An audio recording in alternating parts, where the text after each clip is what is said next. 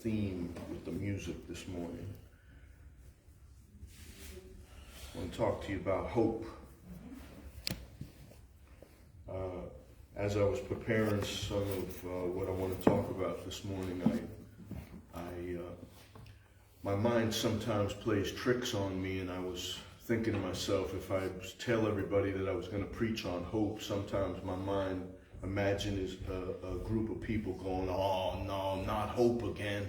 You're not going to talk about the hope of the Lord." I mean, how many times do you ever get tired of talking about hope? But as I stand before you this morning, I want to let you know that when we talk about hope from a biblical standpoint, I want to let you know that this is a word that is beyond my comprehension when it comes to what the Bible means by hope. And remember I was saying a couple weeks ago that I thought that when we talked about the word righteous, that it would require that we always add something to it when we're talking about heavenly righteousness, right? And hope is another word like that. It got kind of watered down. And the idea of hope in the Bible, it literally points to something that is concrete, that produces something in us. And again, as I stand and I'm trying to rely on the Lord, because some of the things I want to try to talk about, they're a little bit beyond me, but I think that I should try to do that anyway. Again, if you ever get to the place where you think that you could fully define hope, I think you're missing something, because remember the one song, the first song we sang today, it says, "My hope is found in nothing less than Jesus Christ and his righteousness," right? So hope, according to the Bible, Hebrews 11:1, it says that faith is the substance of things hoped for.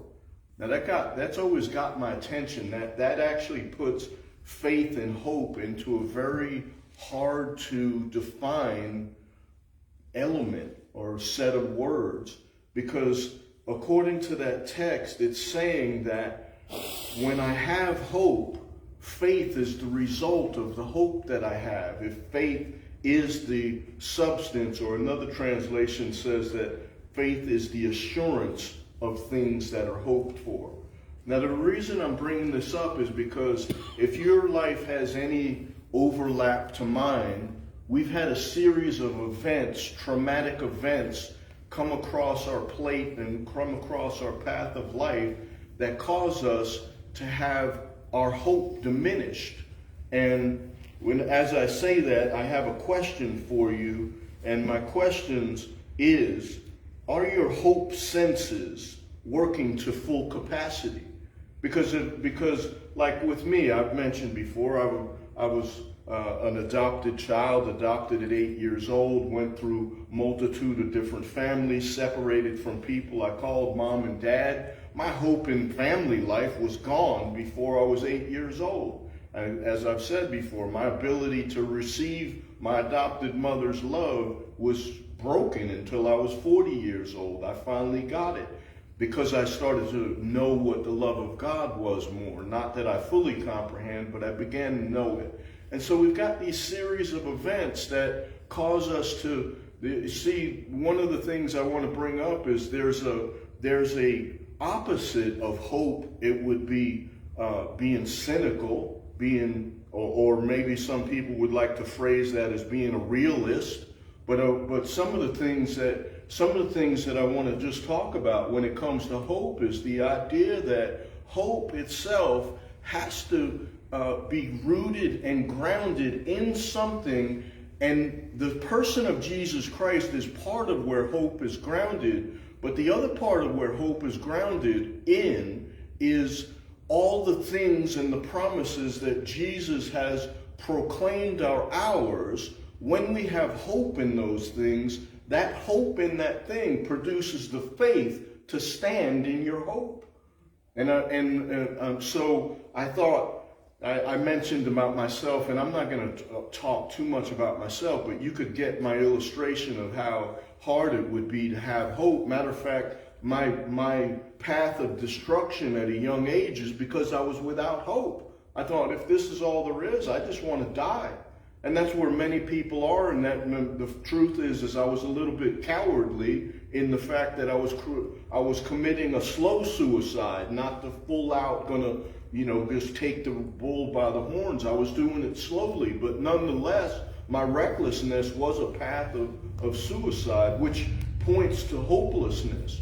And my hope has been restored, but I've noticed over the years that I want to try to, again, I'm tiptoeing because I don't believe that we could fully describe hope when it comes to the biblical sense of the word, but we could try and get a little bit of a glimmer.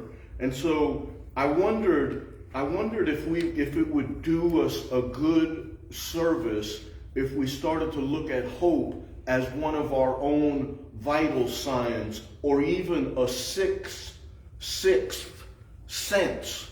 You got smell, you got eyesight. And as I was thinking about that, if hope was looked at as a sixth sense, I think it might be more applicable to our lives, because according to the text that I read of Hebrews 11:1, now faith is the substance or assurance of things that are hoped for.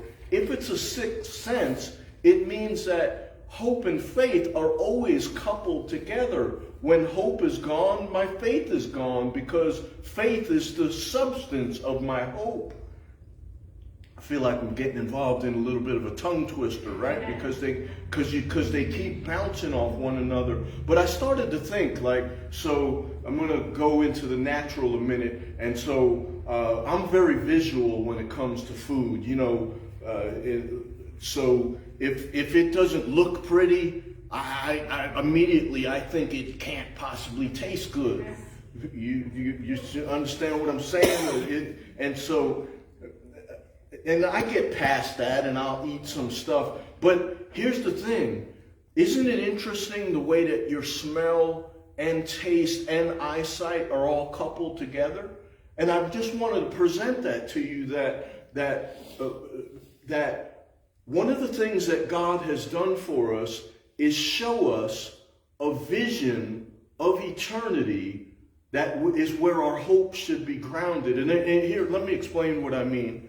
Just prior to